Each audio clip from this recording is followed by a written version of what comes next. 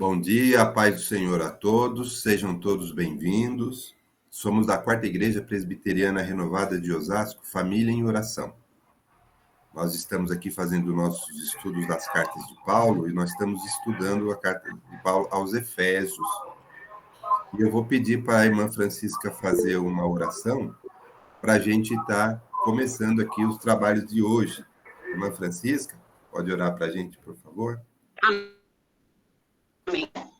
Amado Deus, meu Pai, em nome de Jesus, nos colocamos aqui diante da Tua presença nessa manhã, nesse domingo, ó Deus, para agradecer por mais este dia, Pai, o Senhor nos presentear com a vida, nós, os da nossa casa, Senhor.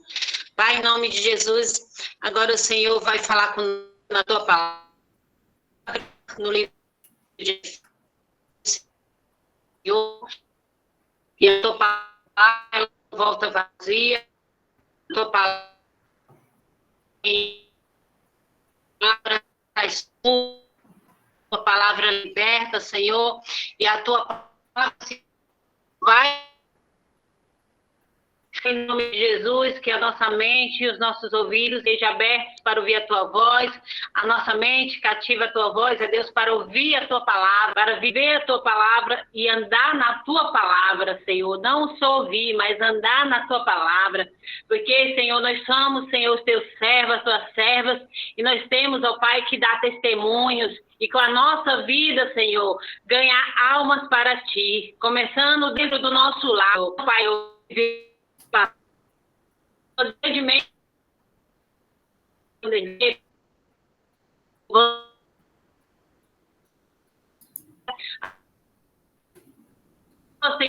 os teus servos que estão aqui, Senhor, os irmãos, tudo que tinha que fazer, Senhor, é aos teus pés, ó Deus, e para exaltar o teu nome, Senhor Jesus. Senhor, tudo que não estão parando, Senhor,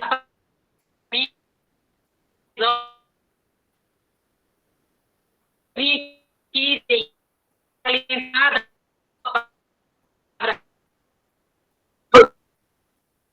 temos que alimentar para não cairmos nas ciladas que o Senhor, só andando na tua palavra que como meu Pai, resistir, Senhor, às tentações e às ciladas do inimigo. Muito obrigada, meu Senhor Jesus, muito obrigada por tudo que o Senhor tem feito na igreja presbiteriana.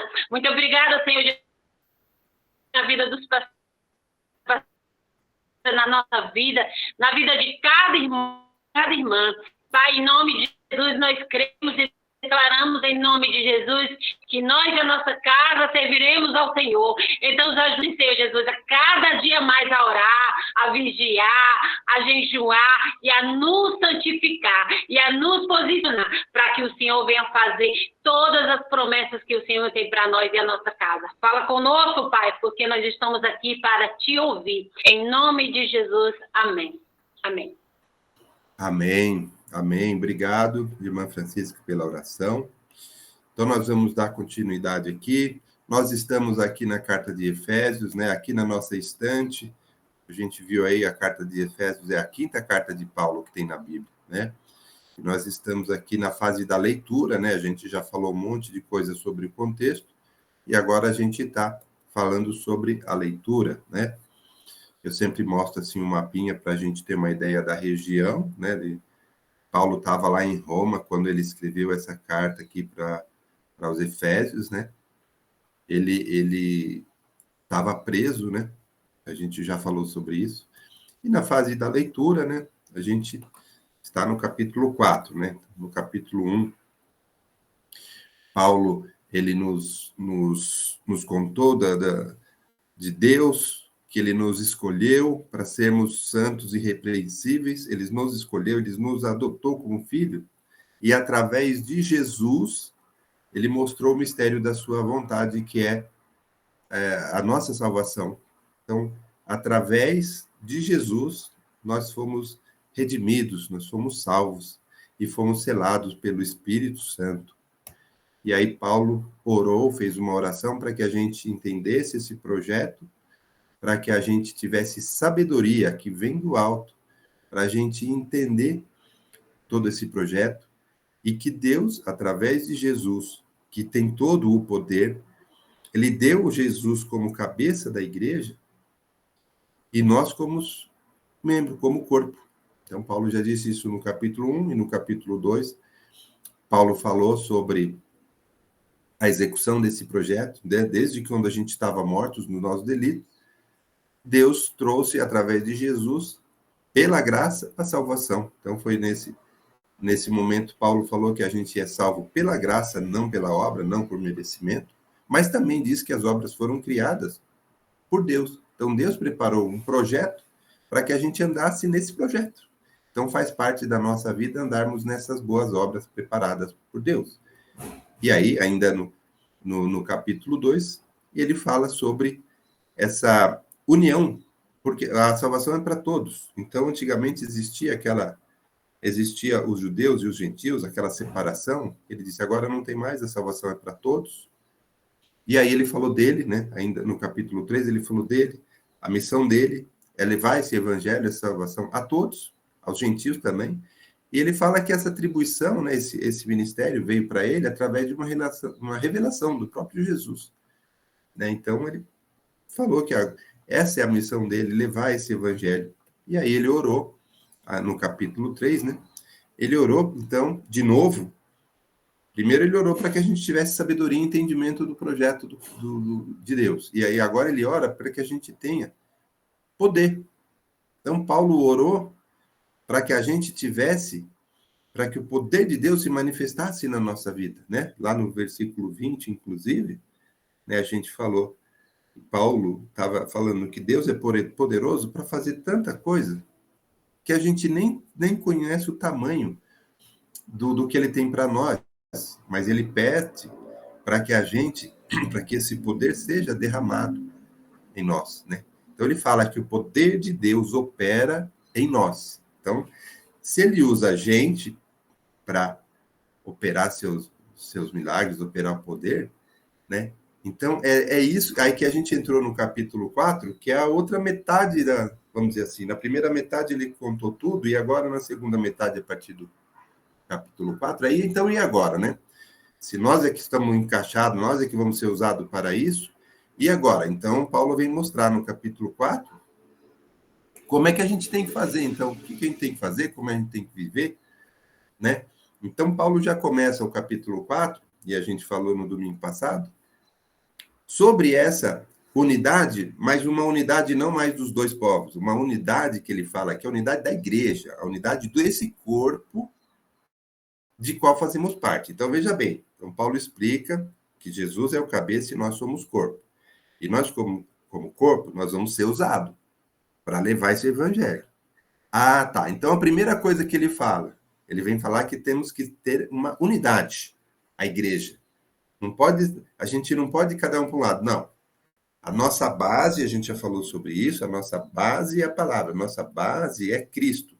O nosso sustento, o nosso alicerce é Cristo, é a palavra. Então, Paulo já deixou isso claro. Agora, ele fala que a gente tem que preservar essa unidade, né? Então, a gente já falou isso.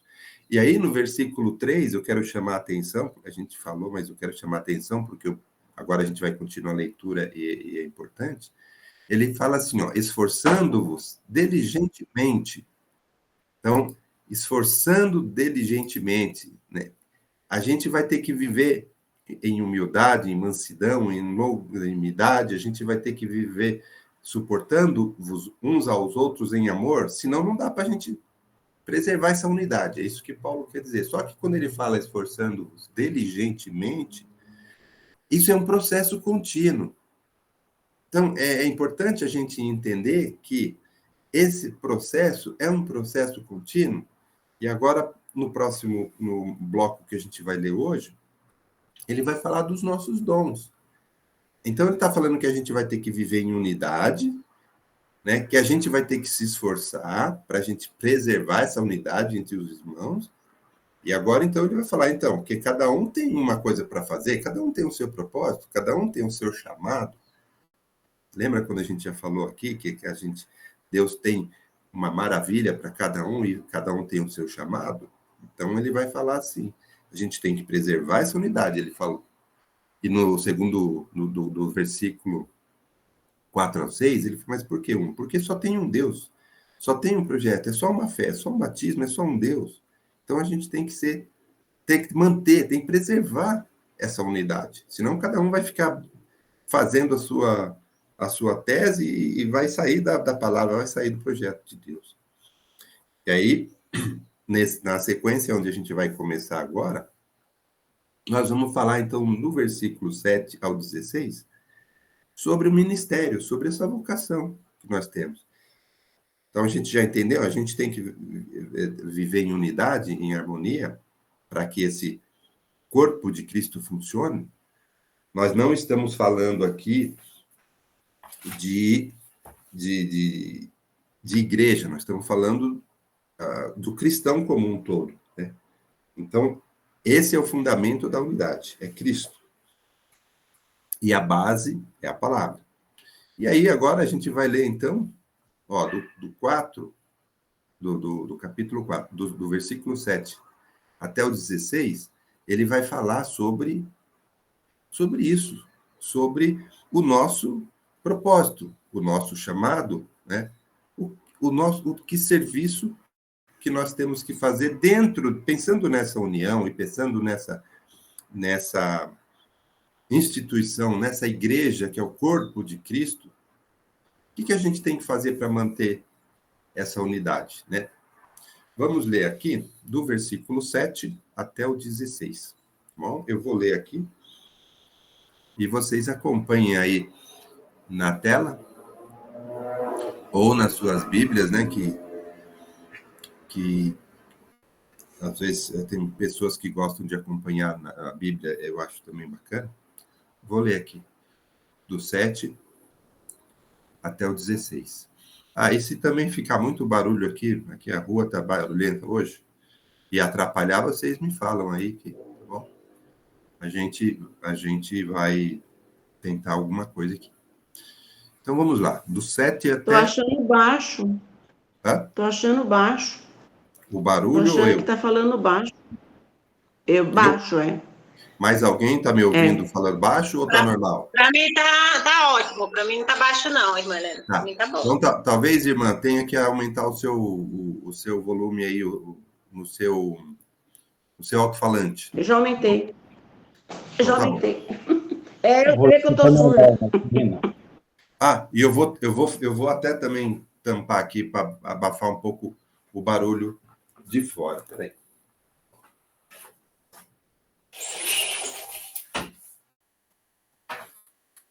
Pronto, assim acho que vai melhorar, tá bom? Vou fazer a leitura do 7 até o 16. Versículo 7, capítulo 4. E a graça foi concedida a cada um de nós, segundo a proporção do dom de Cristo. Por isso diz, quando ele subiu às alturas, levou cativo o cativeiro e concedeu dons aos homens. Ora, que quer dizer subiu, senão que também havia descido até as regiões inferiores da terra? Aquele que desceu é também o mesmo que subiu acima de todos os céus, para encher todas as coisas. E ele mesmo concedeu uns para apóstolos, outros para profetas, outros para evangelistas, outros para pastores e mestres, com vistas ao aperfeiçoamento dos santos, para o desempenho do seu serviço, para a edificação do corpo de Cristo, até que todos cheguemos à unidade da fé e do pleno conhecimento do Filho de Deus, à perfeita varonilidade, à medida da estatura da plenitude de Cristo, para que não mais sejamos como meninos, agitados de um lado para outro e levados ao redor por todo o vento de doutrina, pela artimanha dos homens, pela astúcia com que induzem ao erro, mas seguindo a verdade em amor. Começamos em tudo naquele que é o cabeça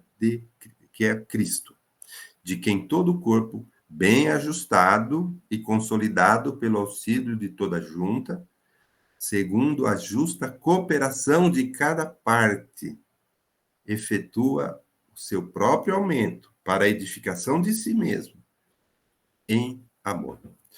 Olha só, esse trecho é muito, muito, muito bacana, né? Então, Paulo, ele começa a ensinar-nos, né? Começa a ensinar a que a gente tem que fazer, então, diante desse projeto de Deus?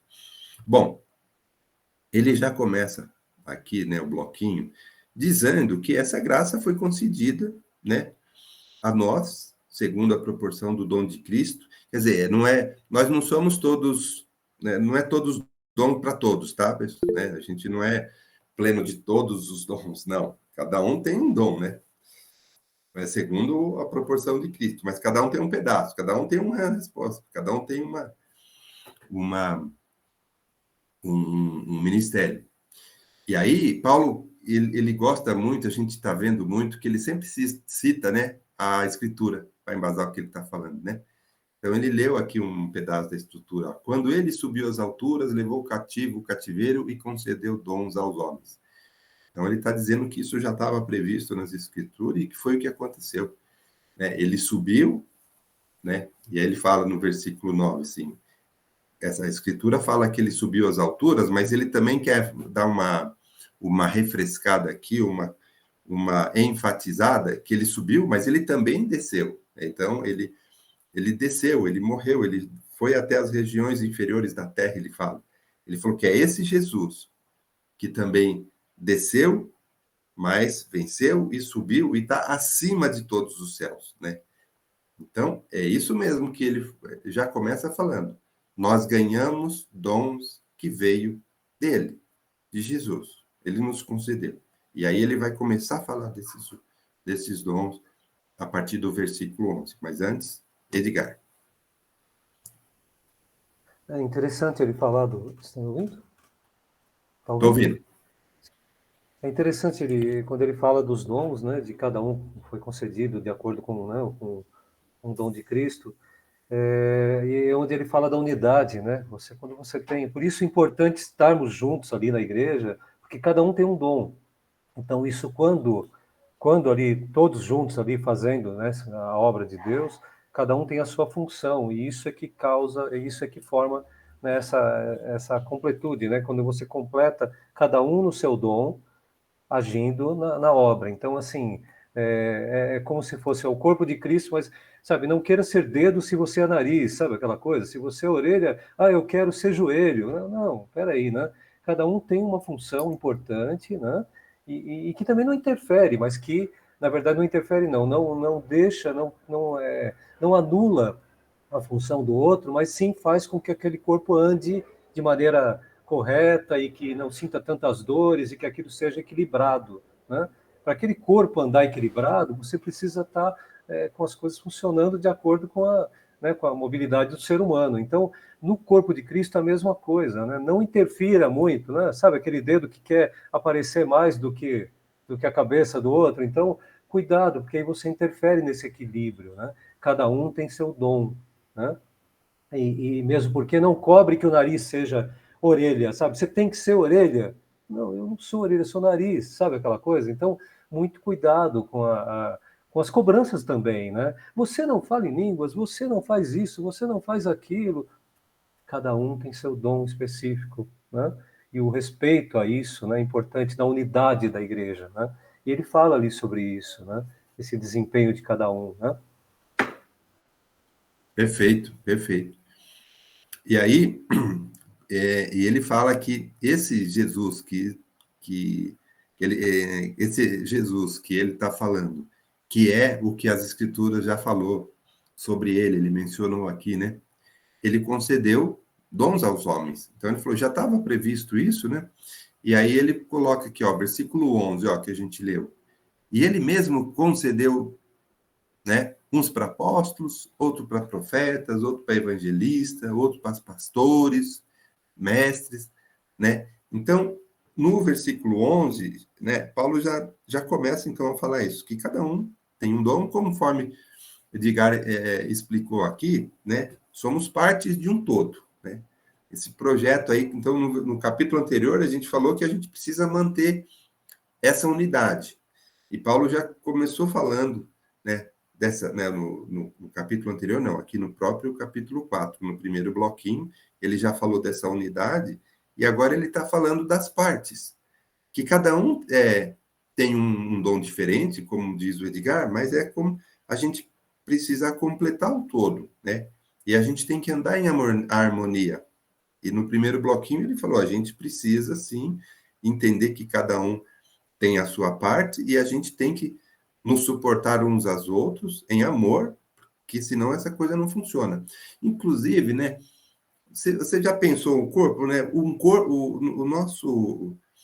Os nossos membros, eles não agem contra, né? Um ajuda o outro, né? A mão vai, o nariz está com problema, fala, ô mão, vem cada um, uma coçadinha aqui que eu tô com um problema, né? O corpo, ele não é, os membros não agem contra, né? Então, para o corpo funcionar, claro, todo o organismo, ele se ajuda, né? Não é assim, eu estou querendo ir para lá, uma perna vai para um lado, a outra para o outro, não, né? Então, os membros, cada um tem a sua função, né? Que nem o Edgar falou, né? Você não precisa ser orelha, seja nariz. Mas só que um ajuda o outro, né? Senão a unidade não funciona, né? Então isso é interessante. Quer complementar, o Edgar? É interessante, gente, quando a gente começa a fazer essa analogia a corpo, né? Corpo de Cristo e corpo à igreja, né? Quando você percebe que algumas coisas no seu corpo são involuntárias. Você não fala, sangue, circule no meu corpo. Né? Sabe? Coração, bata, para de bater, para agora. Não, agora volta. Você não tem esse controle é de Deus, né? Deus está agindo, tem coisas que Deus faz e tem coisas que Deus nos pede, né? Nos deixa para que façamos a nossa parte, né? Então, pentear os cabelos quando tem, né? Sabe, tomar um banho bem tomado, né? Cuidar desse corpo, né? Zelar por esse corpo, ir ao médico, tomar as vitaminas necessárias, cuidar, né? Então, tudo, zelar pelo... Né? Você não tem um carro, você não lava, não cuida, não troca o óleo, não deixa tudo arrumadinho para poder andar, para que ele não quebre no meio do caminho por culpa sua, né? Então, cuide desse corpo, né? Cuide dessa igreja, cuide dos irmãozinhos que fazem parte desse corpo. Mas existem coisas que são de Deus, e Ele está cuidando. E não vá tentar fazer aquilo que está nas mãos de Deus mesmo, que tá no controle dele. Então, existem coisas involuntárias do nosso corpo, né? A gente não consegue fazer algumas coisas, né? Agora eu vou fazer esse músculo se desenvolver sozinho, né? Não, isso é dom, você vai crescer, vai ter, sabe, coisas que são involuntárias, como o sangue mesmo, circular no corpo, né? Você não manda parar de circular, né? Então, são coisas de Deus, tem coisas na igreja que são coisas que você atribui a Deus, Deus vai dar esse crescimento, Deus vai dar, né, condições, não queira agir, né, como, agora eu vou ser o Espírito Santo, né, e vou convencer tal coisa, não, é o Espírito Santo que faz, função do Espírito Santo, né, não queira ser isso, né, faça aquilo que está ao seu alcance, mediante seu dom, né. Amém. Pastor Vânia, quer complementar? Só uma coisinha. Quem nunca não viu a pessoa falar assim, né? Não, eu não preciso da igreja, eu sigo a Deus do meu jeito, em casa eu oro, eu faço. Quantas pessoas não falam isso, né? De que não precisa da igreja. E aqui está mostrando que você precisa sim, você precisa estar junto com os irmãos, você precisa do apoio dos irmãos, precisa que um sustente o outro, porque sozinho é muito difícil, né? Sozinho você não vai conseguir. Né? Então você tem que ter essa comunhão, tem que ter esse corpo de Cristo, trabalhando juntos, como o Edgar falou, cada um fazendo a sua parte, porque você não vai conseguir fazer tudo sozinho.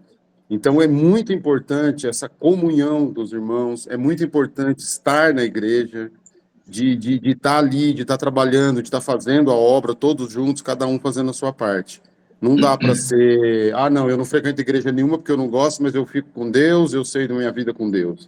Não é assim que funciona, né? Nós precisamos estar em comunhão com os irmãos, e ninguém vai fazer nada sozinho. Amém, muito bem. Pastor Vanderlei? Amém. Só quero aqui destacar, quando ele fala assim, o mesmo que subiu acima de todos os céus. Por quê?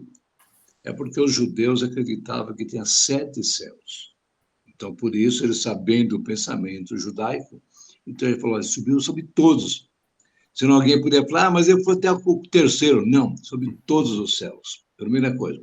E a outra coisa aqui também, que nesse mesmo versículo ele continua falando o quê? Qual a finalidade dele?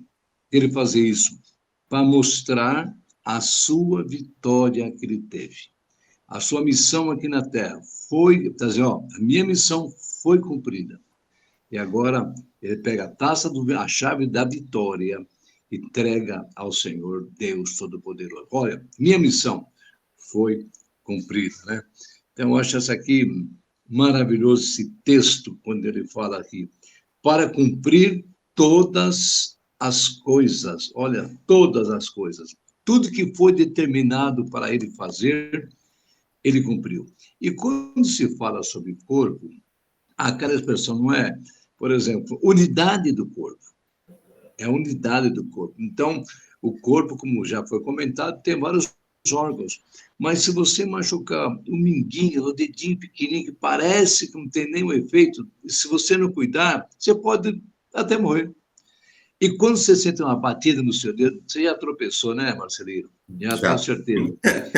Ai, a dor, mas foi no dedinho, mas todo o corpo dói. Isso quer dizer o quê? Unidade do corpo. E quer dizer o quê para nós? Nós temos que ser unidos também. Quando aparentemente, aquele que quase não faz nada na igreja, ou a pessoa mais simples, mais humilde, olha, quando ele tem um machucado, ele faz parte do corpo, nós temos que ajudar a curar esse machucado. Então, isso é o corpo, todo o corpo bem ajustado. Então, o que nós temos que fazer é nos ajustar nesse corpo. E quando um sente a dor, machucou, vamos ajudá-lo, porque nós fazemos parte do mesmo corpo. Amém. Amém, amém. Muito, muito, muito bom. Então, e aí a gente está vendo. Então, ele concedeu esses dons, certo? Cada um dom. E aí, ele fala aqui no versículo 12, né? A sequência aqui. Para quê, né? E a gente também tem que entender, Paulo já orou para isso, que a gente tem que entender que a gente tem um propósito de vida, né? Para que a gente teve esse dom? Né? Para quê? Porque tem muita gente que tem dom, mas não faz nada com ele. Espera aí, vamos ler a Bíblia, vamos entender esse projeto de Deus. Aqui no versículo 12, Paulo fala assim, com vistas ao aperfeiçoamento dos santos, ó, aperfeiçoamento dos santos. Santos aqui, no caso, somos nós cristãos, que aceitamos Jesus, que fazemos parte desse corpo. Aperfeiçoamento. Então, a gente precisa aperfeiçoar esse conjunto para o desempenho do seu serviço, né? Desempenho do seu serviço. Então, nós temos um dom e nós temos um chamado. Então, nós temos que desempenhar esse serviço. Então, é desempenhar esse serviço para a edificação do corpo. Então, nós, como indivíduos, temos o nosso chamado, o nosso dom, que cada um tem um pequeno dom lá, uma parte, pode ter 2, 3, não importa quantos, mas ele precisa ser aperfeiçoado, desempenhar o seu serviço para edificar o corpo. Então, está muito claro aqui no versículo 2, nossa responsabilidade, né, de termos esse chamamento. E Paulo disse que o poder de Deus opera em nós, então, porque ele tem propósito. E aí vai ser até que, aí eu já quero emendar o versículo 13, até grifei, vocês sabem quando eu grifo aqui, é porque eu quero realmente dar uma ênfase. Até que, né, então a gente está pensando assim, aperfeiçoamento é um processo, né? Não é plim, pronto, eu tenho o dom e já sei pregar e pronto. Plim, não. Aperfeiçoamento, né? E aí, até quando, né? O versículo 13 aqui, até que todos cheguemos à unidade da fé e do pleno conhecimento do Filho de Deus, que é Jesus, a perfeita varonilidade, à medida da estatura da plenitude de Cristo. Então, nós vamos ter que estar sempre buscando esse aperfeiçoamento. Por quê? Porque a gente sempre tem que buscar a perfeição, a plenitude. O homem, aqui ele tem que ser completo. A gente está falando espiritualmente e na vida também. Então, um cristão, ele tem que buscar o cristão perfeito, que ele vai andar segundo o projeto, segundo as boas obras que foram preparadas, né? Então, é um processo. Não é pleno, sou cristão, agora eu já não falo não fico bravo com ninguém, não fico com raiva, já não faço isso, e já sou um cristão completo. Não, eu vou buscando essa perfeição, vou buscando essa maturidade, vou buscando a plenitude do projeto. O Edgar, você levantou a mão? Eu ia comentar sobre o aperfeiçoamento, mas você já comentou, é um processo constante, né? O aperfeiçoamento é algo que a gente às vezes acha, agora eu já me aperfeiçoei nesse sentido, né? Não, é constante e é pro resto da vida, né? Você ainda vai cometer vai ter umas, né, aquelas imperfeições já com 50 anos de igreja, ainda assim, é um processo constante, porque as coisas vão surgindo e você vai aprendendo todo dia, né?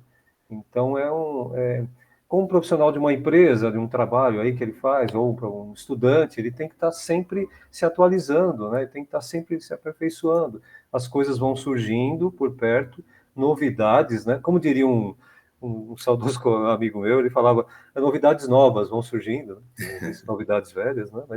E aí as coisas vão surgindo na sua vida, e esse aperfeiçoamento vem de encontro a essas novidades, né?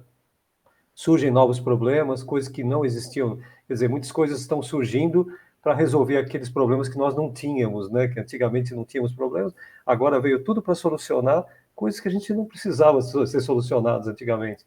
As coisas vão surgindo durante o dia, né? Durante a nossa vida, e esse aperfeiçoamento constante, lendo a Bíblia, porque como ela é viva, né?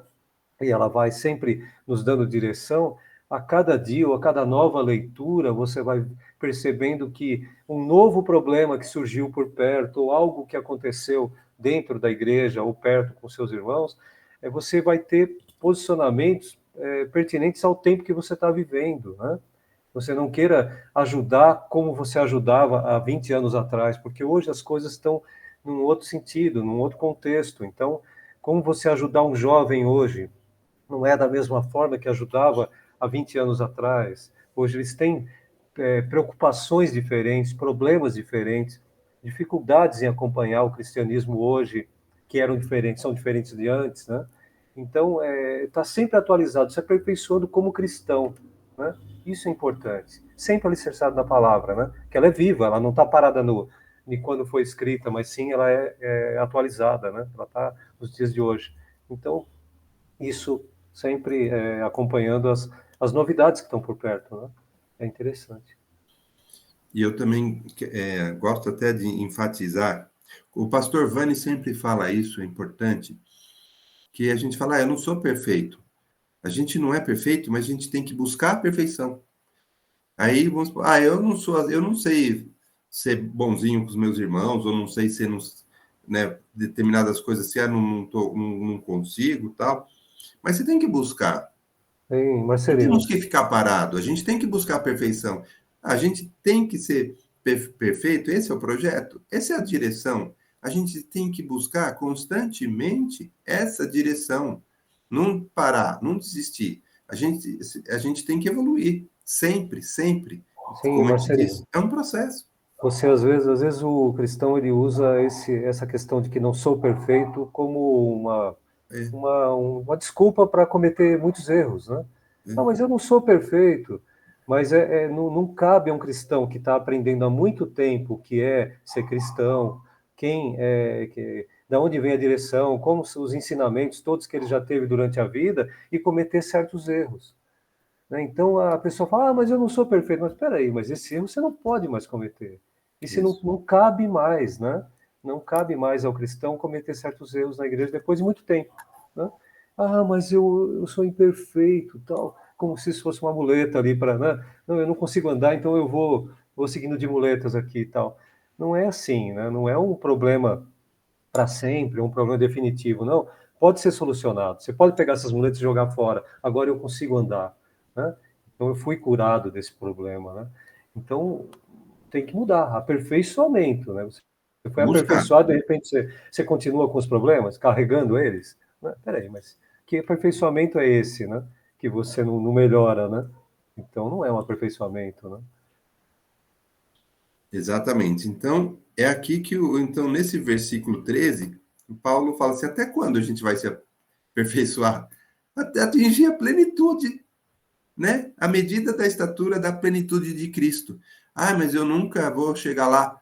Mas você tem que caminhar para lá. Esse é o grande, né? O grande desafio aqui é assim, a nossa caminhada mesmo. Não importa que a estrada seja longa, mas a gente tem que conhecer o fim. A gente tem que buscar andar. A gente não pode ficar parado porque você fala, como é muito difícil, eu não vou caminhar. Não. O norte aqui, Paulo já está dando.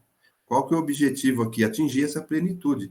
Então, quando ele falar até que a gente atinja essa plenitude, então ele já está falando. Então, nosso processo é constante e contínuo, né? Agora, se alguém já pensar assim, não, mas agora já está bom, já, desse jeito já está bom, aí não pode pensar assim, porque senão você já pensa que você já está na plenitude e não está, né? Não é bem isso. Então, fica muito claro aqui para a gente, né? Qual que é, até onde a gente tem que ficar nos aperfeiçoando, né? Na plenitude de Cristo. Marcelino, um médico, por exemplo, aí a Giovana, não sei se ela está assistindo, mas como ela vai ser a nossa geriatra, né, futura, É isso mesmo. ela tem que se aperfeiçoar constantemente nessa geriatria que ela está estudando, né? Porque ela vai se deparar com momentos em que ela vai salvar vidas, né, com a profissão dela. E se ela não se aperfeiçoar o tempo todo, vai chegar uma hora em que ela não vai se deparar com uma situação que fala, e agora? O que eu vou fazer? Isso é uma doença nova, isso é um problema novo, né, que os idosos estão tendo agora e que eu preciso conhecer para poder salvar essa vida. E se você não se aperfeiçoar, essa nova doença, esse novo problema que vai surgir, você não vai conseguir ajudar essa pessoa. Né? Mas a Giovana vai ajudar a gente, né? Vai. Pastor Vani. Peraí. Pastor Vani. Eu espero que sim, viu, Edgar? Então, eu acho que o aperfeiçoamento aí tem dois lados, né? Eu acho que o aperfeiçoamento tem o lado de como ele falou, né? Como vocês colocaram aí, de que você não pode ficar cometendo os mesmos erros. O erro é comum. A gente vai errar mesmo. Mas você hoje tem que ser melhor que ontem e amanhã melhor do que hoje. Isso aí. Então, o que eu cometi ontem de erro, eu não vou cometer hoje de novo, porque eu sei que eu errei. Então, se eu fico ali no mesmo erro, quer dizer, eu não estou aprendendo. Eu não estou evoluindo. A palavra. Evoluindo. Eu não estou evoluindo. Por quê? Porque eu estou ficando no mesmo erro sempre. Então, essa evolução, essa busca por melhoria, essa busca por santidade, não estar cometendo sempre o mesmo erro. E sobre o aprendizado, né, que o Edgar estava falando, eu acho que a gente tem que aprender, como ele falou aí, que antigamente os problemas eram outros, as dificuldades eram outras. Então, a gente tem que evoluir também, entendendo que hoje o inimigo trabalha de outras maneiras, que existem outros meios que ele usa para nos afastar de Deus, nos afastar dos propósitos de Deus. Ele não usa mais as mesmas coisas que usava antigamente. Então, essa evolução também é importante, da gente entender as armas que o inimigo tem na mão, da gente tá por dentro do que pode acontecer com os nossos jovens, com a gente, com o casamento, com a nossa vida, aonde ele pode atacar, o que pode acontecer. A gente precisa dessa evolução também. E essa evolução, ela vem o quê? Do estudo da palavra de Deus, de oração, de busca, de estar junto com os irmãos em comunhão, que você vai vendo, porque às vezes Deus dá uma dificuldade para um irmão, que você vai ver ali, então você vai aprender com aquilo, e você vai fazer com que aquilo não aconteça na sua vida. Então, é um aprendizado, e estando junto com os irmãos, o aprendizado se torna mais fácil, né? Se torna bem mais simples da gente estar aprendendo. Amém. Amém. E aí, Paulo já fala assim, então, mas para que esse aperfeiçoamento constante, né? Que a gente precisa estar sempre atualizado, como o pastor Vani disse, a gente tem que conhecer, inclusive, as armas do inimigo, né? A gente tem que... Por quê? Que a gente precisa manter constantemente um processo de aperfeiçoamento. E aqui, no versículo 14, Paulo já entra com a resposta, né? Ele fala, para que a gente não seja como meninos, agitados de um lado para o outro e levados ao redor por todo vento de doutrina, pela artimanha dos homens, pela astúcia com que induzem ao erro. Tá vendo? Então, aqui já encaixa o que o pastor Vani falou. A gente também tem que entender né, as armas do inimigo, a gente tem que ter sabedoria, a gente tem que buscar a nossa evolução, sim, porque senão a gente vai ser, como ele fala aqui, como meninos, a gente vai ficar uma pessoa inexperiente.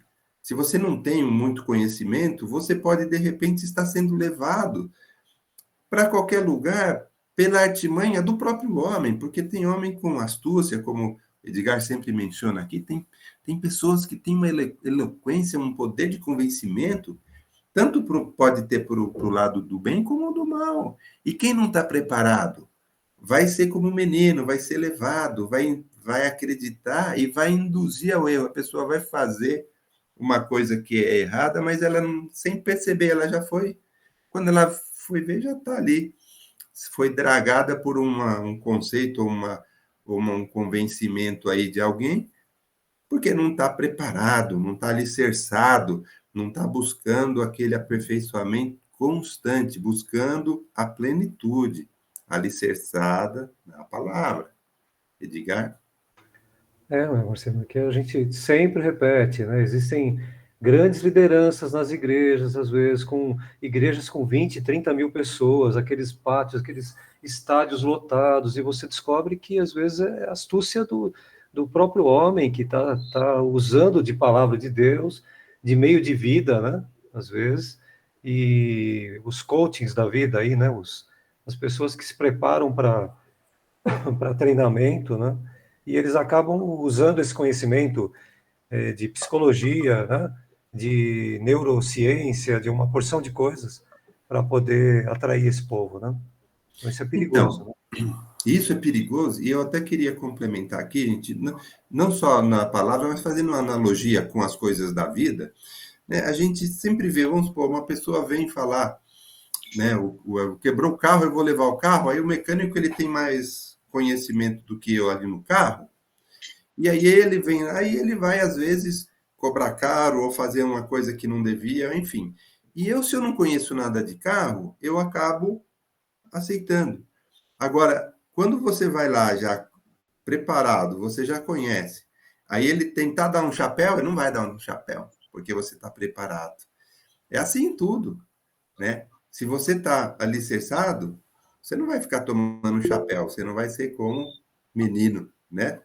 Marcelinho, mas às vezes tem pregações até, né? Ou até palestras e eventos ligados à igreja, e entre aspas, ligados à palavra de Deus, que são muito bonitos de ouvir. É coisa assim de chorar mesmo. Às vezes você ouve e fala, nossa, isso é muito bonito. Mas é anátema, está fora da palavra, está desviando a atenção daquilo que Cristo falou ali, ou de que está na palavra. E é muito fácil, porque hoje existem treinamentos, existem pessoas que são capazes de fazer você sair girando, pulando e fazendo coisas que não tem nada a ver com a palavra de Deus, às vezes, naquele momento. Mas que te levam a fazer isso, você acaba fazendo de tão... Parece uma forma de de levar a pessoa, esses ventos de doutrina muito literais mesmo, né? Acabam levando, e você não sabe muito bem por que você está indo para tal lugar, tal, de tão bonito que é, de tão interessante que é. Os grandes shows que às vezes acontecem, né? E que levam a você ouvir palavras muito estranhas. Nossa, que estranho isso, que bonito, que interessante, mas que não é bíblico, né? E às vezes você até conhece a Bíblia, mas aquilo é tão bonito que você acaba se encantando com aquilo, né? O pastor quer falar? Pastor Vanderlei, depois a fé. Só que, estava vendo aqui o comentarista aqui da minha Bíblia, ele dá 2 exemplos que é interessante. Você não pode ser como navios à deriva, levados em roda.